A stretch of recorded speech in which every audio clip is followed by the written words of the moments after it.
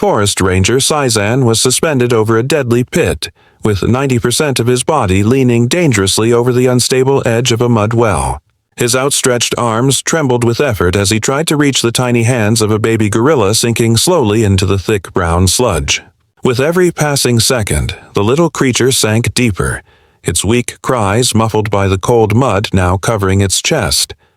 But the most terrifying thing wasn't the rescue itself. It was what stood directly behind him. Just 2 meters away, a mother gorilla and a massive silverback were standing, their mouths open in cries of anguish, their enormous bodies tense like coiled springs ready to launch. In any other situation, 2 adult gorillas this close to a human would mean certain death. Their powerful arms could tear a man apart effortlessly. Yet here they were, watching Sizan's every movement with an intensity that made the air feel electric. One wrong move, one gesture misinterpreted as a threat, and everything would end in tragedy.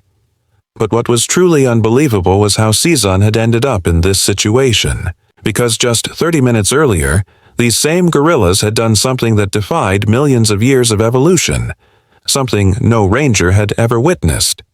They had overcome their instinctive fear of humans, and asked him for help. And now, the life of their baby depended entirely on whether Sizan could honor that impossible trust. Do you want to know how this impossible rescue ended?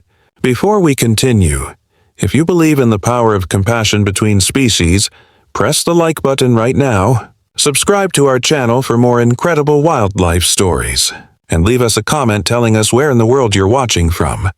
Mexico, Spain, Argentina, Colombia, we want to know.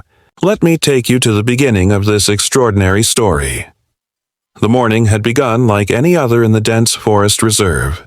Golden rays of sunlight filtered through the canopy, creating dancing patterns of light across the moss-covered floor.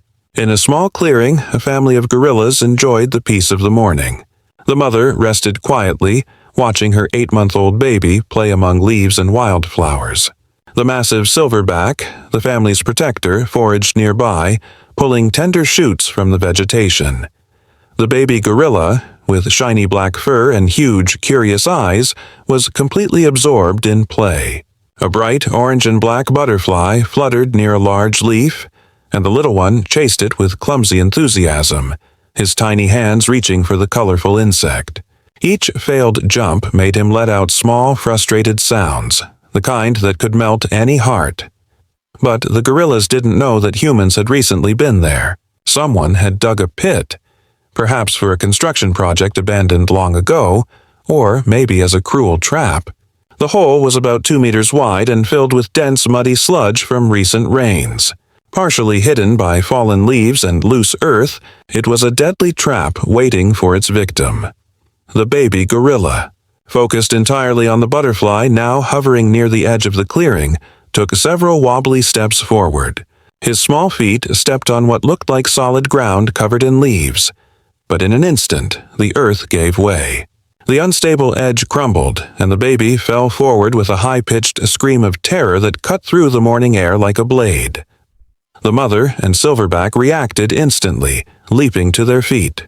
The mother let out a heart-wrenching scream when she saw her baby disappear into the hole.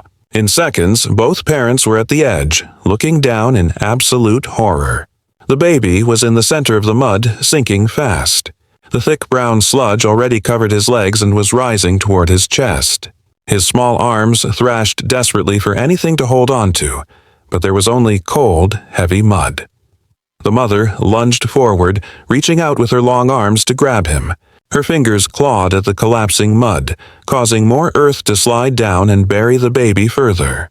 The silverback circled the pit, roaring with fear and frustration. He tried to reach in, but realized instantly the danger. The edge was too unstable. His enormous weight would make the entire side collapse, burying the baby completely, or sending him in as well. The baby's cries became weaker. The mud rose toward his neck. The mother pounded the ground in helpless agony. And then, something changed in her eyes, a realization, terrifying, but undeniable. They needed help, from the only creature in the forest with tools, with hands made for rescue. They needed help from a human. Forest Ranger Shan was driving his green Jeep along the narrow forest path, unaware of the crisis unfolding less than 1 kilometer away. A 37-year-old man, sun-browned from years in the African heat, dark wavy hair, and a short, unshaven beard. He wore his usual uniform, beige safari shirt, cargo pants, worn mountain boots. A rugged watch on his wrist had survived 15 years of field work. His morning routine was simple. Track known gorilla families, observe behavior, check water levels, watch for poachers. He had dedicated his entire adult life to protecting these magnificent creatures. But nothing in his experience prepared him for what he was about to witness. As he rounded a bend, he braked sharply. 2 massive gorillas stood in the road, blocking his path, the mother and the silverback. They looked directly at him, vocalizing loudly. But something was wrong. This wasn't aggression. No chest beating. No charging. No bared teeth. This was desperation.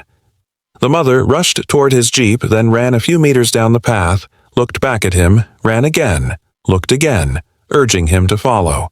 The silverback stayed nearby, breathing heavily in anxiety more than anger.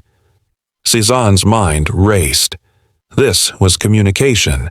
They wanted him to come. Against every safety protocol, he followed. They led him to the clearing. He saw the pit. He saw the baby sinking. And he ran. He grabbed a long wooden plank from his Jeep, a field tool for crossing unstable terrain, and laid it across the pit. He crawled out onto it, distributing his weight slowly, carefully, every muscle trembling as the board creaked. He reached. His fingertips brushed the baby's small arm. He grabbed it. The mud held on. It refused to let go.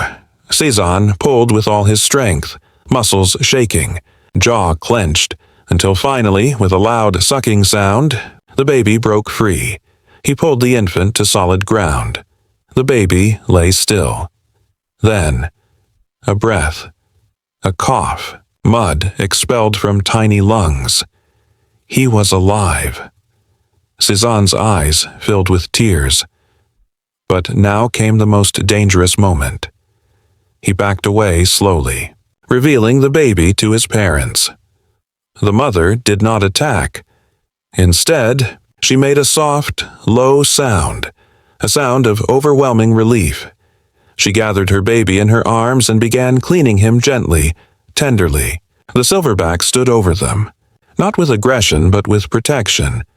And something else, acknowledgement. He looked at Cezanne. Not as an enemy, not as a threat, but as someone who had saved his child. Silent moment of mutual recognition passed between species, who were never meant to understand one another, and yet did after the cleanup. The family stood together again. The baby, still weak, clung to his mother's chest. The mother turned and looked back at Cezanne one last time, a gaze filled with undeniable meaning. I know what you did. Thank you. Then they disappeared into the forest. Cezanne collapsed beside his Jeep, tears streaming down his face. He knew that this, not his years of reports, not his patrol records, this moment of trust across the boundary of species, would define his entire life. Because the love of a parent, no matter the species, is universal. If this story touched your heart, please subscribe to our channel. Like this video so others can feel this connection too. Top of form.